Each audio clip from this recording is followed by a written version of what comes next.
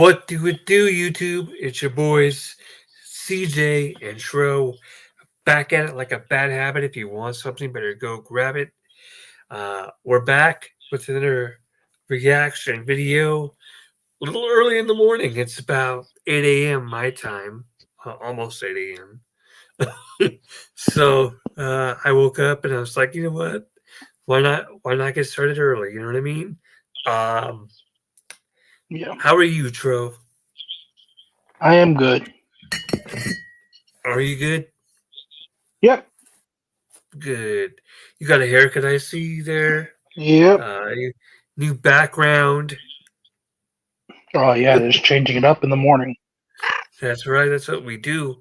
Uh, and we're here today to review No Way Out 2005, a show picked by Tro. And Tro, go ahead. Why don't you tell the people about this show? The show took place in 2005. The theme song is by Fozzy. Enemy, one of the only few songs that one of the only few good songs by Fozzy. Is it Enemy? Yeah, it's Do Enemy. you remember me? Yeah, I love Enemy. I love Enemy. That's a good song. Yeah, I they love picked that a song. really weird pay-per-view for it though. Oh yes, Big Show versus JBL. You're my enemy. Well, like what the fuck? When I think of Blood Fuse, I think Big Show and JBL. Big Show 2005. Bradshaw. Hey, Big Show Bradshaw. Yeah, you know what Big Show would be doing after this show? He'd be wrestling Augie Pono in a diaper.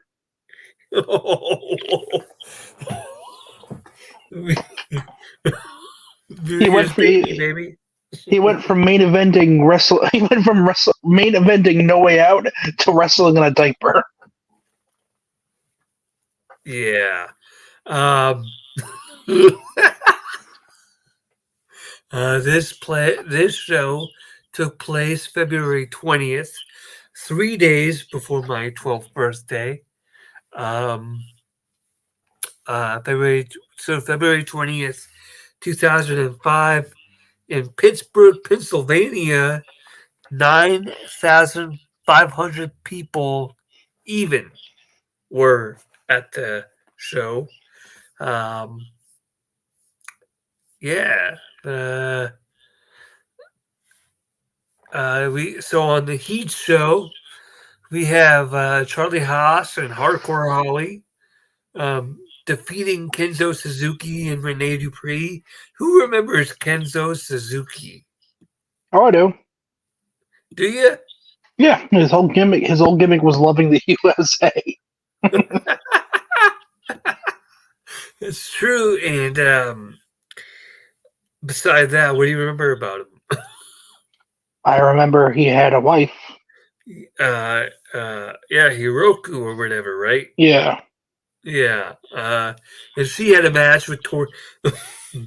She had a match with Tori Wilson, and I also remember the time when John Cena said that she would make her face white, which we're not going to talk about. And then to kick off the show, Eddie Guerrero and Rey Mysterio defeat the Basham Brothers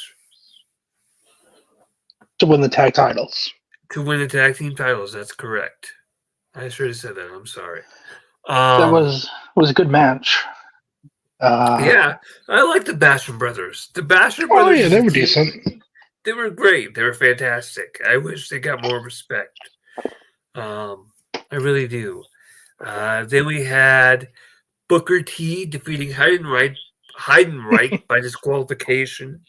Do you know what Heidenreich's original gimmick was going to be? Oh God, I'm scared to ask, but go ahead. So this came from at least one writer, and it was so bad that even Vince McMahon turned it down.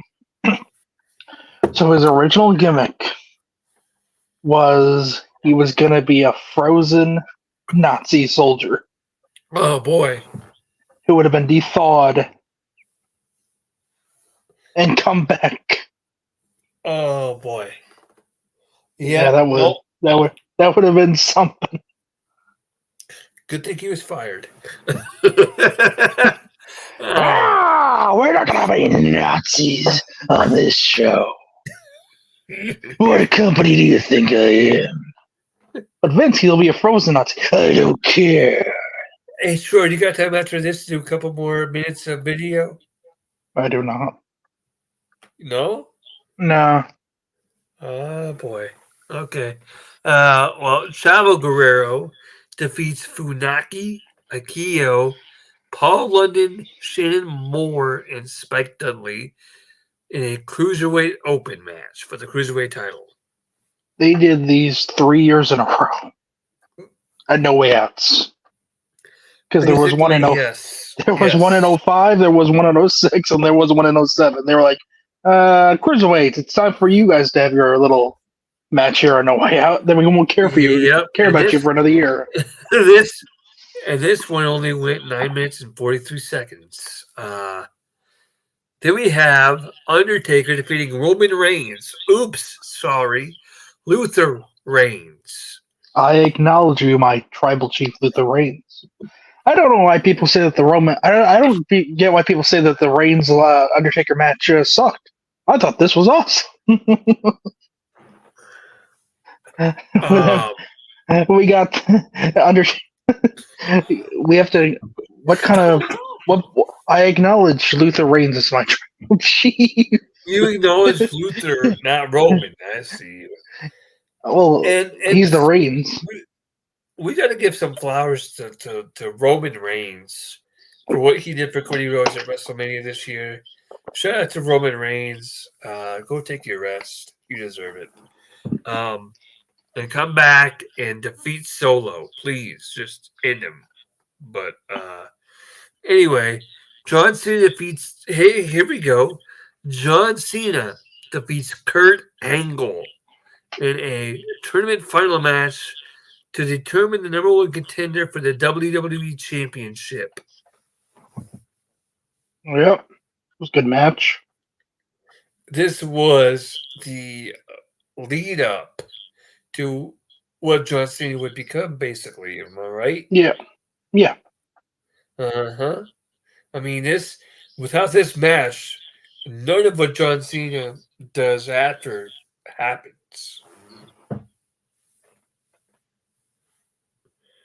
Would you agree with that? Yep. Then we get Joy Giovanni defeating Michelle McCool, Rochelle Lowen, and Lauren Jones in a 2005 SmackDown Rookie Diva of the Year contest. Oh boy! Oh boy! Wow, look, I like Michelle McCool. Michelle McCool was awesome. You know who else likes Michelle McCool? Undertaker. He saw this match in the back. He's like, "Damn, I want her as my one. That is my girl. The Rookie of the Year is Michelle McCool." Facts.